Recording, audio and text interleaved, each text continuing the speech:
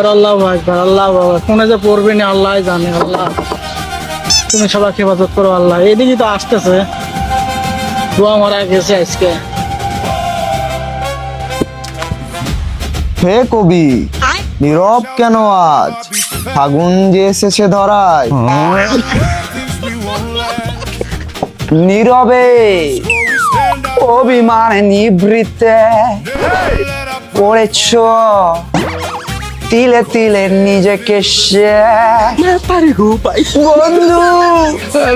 ভেঙে ফেলো সেই কারাগার। তো কষ্ট কষ্ট লাগে কেন অন্তরে? যা কিন্তু সর। এ রাজু, হ্যাঁ, এ রুমের ভিতরে একটু নয়েজ হইলো মনে হয়, আওয়াজ শুনলি? মনে তো হইলো শুনলাম। এখন আমি কি করতে পারি বলতো? Shoot shoot master choice.